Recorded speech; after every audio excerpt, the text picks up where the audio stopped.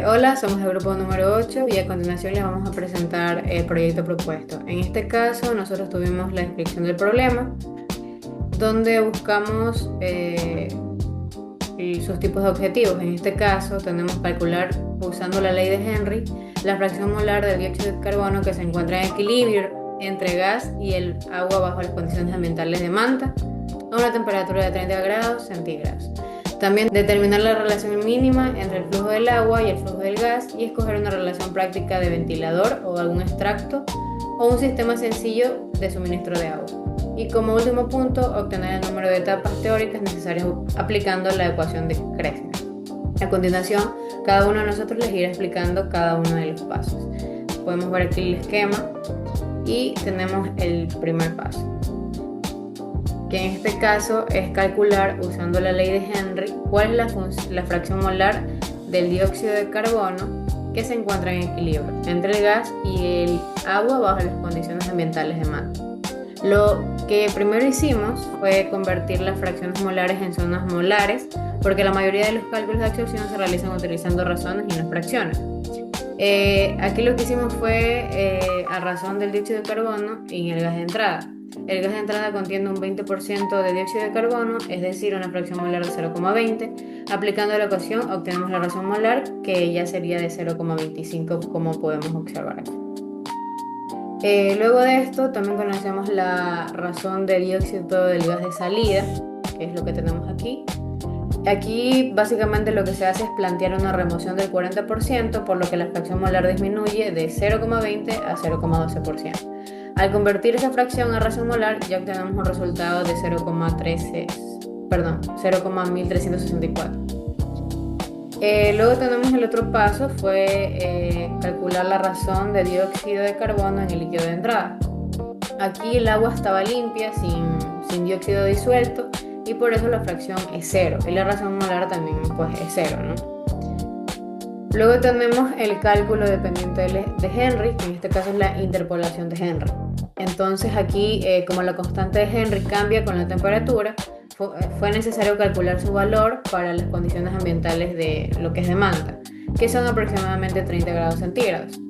Para obtener ese valor, lo que hicimos fue una interpolación entre dos datos conocidos de la constante de Henry. El resultado fue que de estos 1845,5 bar, luego se convirtieron a 184.545 kilopascales, para trabajar con las mismas unidades del resto de todos los cálculos.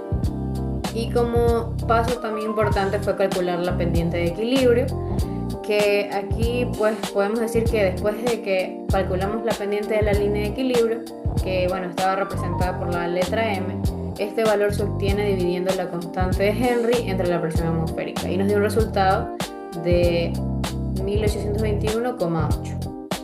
Y como tercer paso tenemos la composición máxima del líquido en equilibrio con el gas de entrada, por lo que podemos decir que finalmente aquí calculamos la composición máxima del líquido en equilibrio con el gas de entrada. Por esto dividimos la razón molar del gas de entrada entre la pendiente del equilibrio. Por lo tanto, tuvimos un resultado de 0,0001 de composición máxima.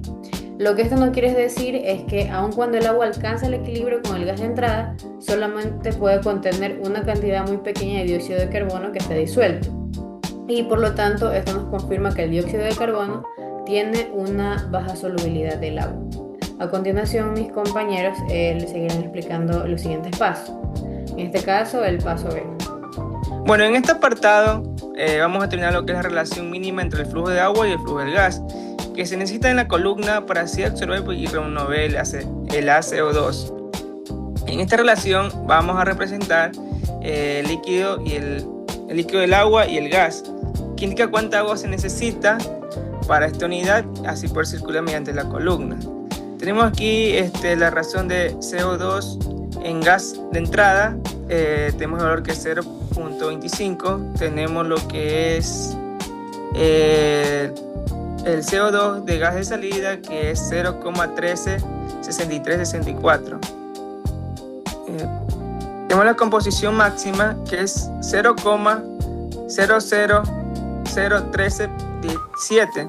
Tenemos lo que es el agua limpia, En esta no se obtiene lo que es valor. Y por último tenemos lo que es la relación mínima, que es el valor de 828,0759. Estos son los datos que vamos a utilizar para poder aplicarla en la siguiente ecuación, que es la relación mínima de líquido y gas. Bueno, en esta ecuación vamos a sustituir los siguientes datos, que es el 0,25 menos 0,1336, que da un resultado de 0,11364. En la siguiente tenemos que también pusimos el valor de 0,00014 menos 0, que esto lógicamente da un resultado de 0,0014. Al momento de finalizar esta ecuación obtuvimos el resultado de 828,076. En este resultado nos significa la cantidad mínima del agua necesaria para así poder absorber el CO2, que equivale a una relación de 828,076 unidades de líquido por cada unidad de gas.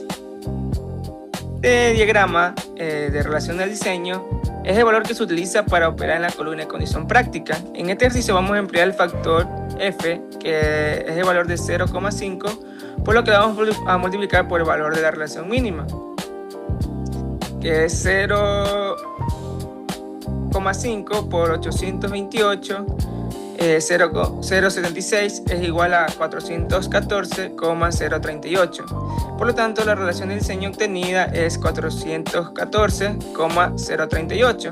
En conclusión, la primera que calculamos es la cantidad mínima del agua necesaria para absorber la CO2 del gas. Después vamos a tener una relación de diseño para establecer las condiciones operadas en la columna de absorción. Este cálculo nos permite seleccionar un caudal de agua adecuado para asegurar un conocimiento efectivo en el sistema. Bueno, como punto C, lo que vamos es a obtener el número de etapas teóricas que se necesita aplicando la ley de Cramer. Como primer punto o sexto cálculo, lo que vamos a hacer es calcular el caudal molar del gas y del líquido. Como podemos observar en el cuadrito, en los cálculos, lo que queremos obtener son los moles del gas total. Entonces, lo que tenemos es la fórmula de la presión atmosférica.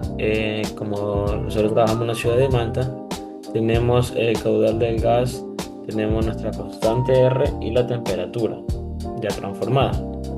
Entonces, teniendo la fórmula y aplicando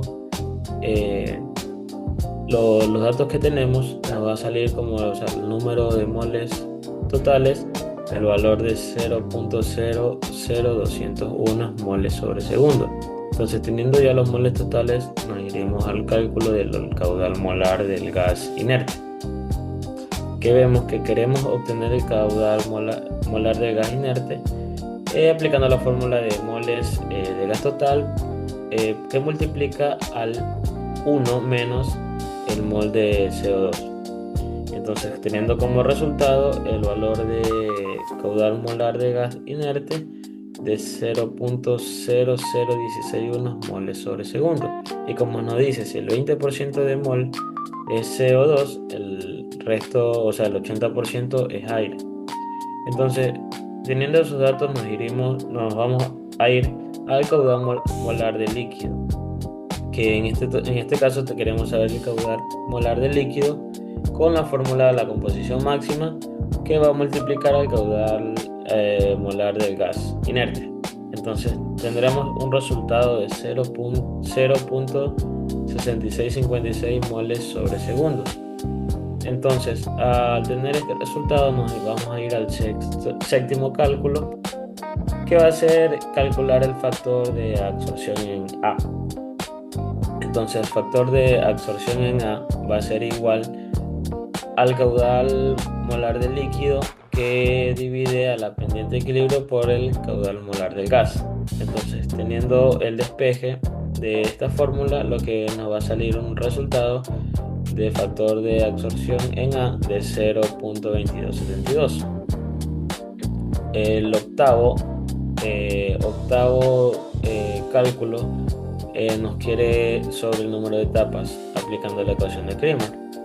Entonces, como queremos saber el número de etapas y teniendo ya la fórmula, simplemente solo es aplicarla dentro de la fórmula con los datos que ya tenemos.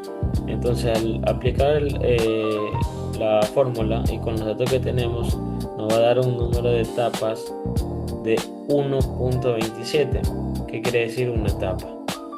Como conclusión a los cálculos presentados, podemos decir que la relación de operación que está registrada en la hoja de cálculo se obtuvo un factor de absorción de 0.2273 y un requerimiento aproximado de 1.27 etapas teóricas que mediante la ecuación de Cramer. Este resultado lo que va a hacer va a representar de forma preliminar la cantidad de contactos ideales entre el gas y el líquido necesario para lograr una remoción en el CO2 considerado. En conclusión general, podemos decir que este proyecto nos permitió comprobar que el dióxido de carbono tiene una baja solubilidad en agua, bajo las condiciones de trabajo, sobre todo en manta. Gracias a la ley de Henry, que fue la que utilizamos, determinamos el comportamiento de dióxido de carbono con el equilibrio en el agua y también a su vez verificamos que solo una pequeña cantidad puede disolverse. Además, también observamos que para lograr una remoción del 40% fue necesario utilizar una mayor cantidad de agua en relación con flujo del gas. Finalmente, los cálculos que ya realizamos, como el factor de absorción y las etapas teóricas, demostraron que el diseño de la columna es adecuado para cumplir el objetivo propuesto y que el proceso de absorción puede representarse de forma práctica mediante nuestra maqueta, que es la que presentamos de manera presencial. Muchas gracias.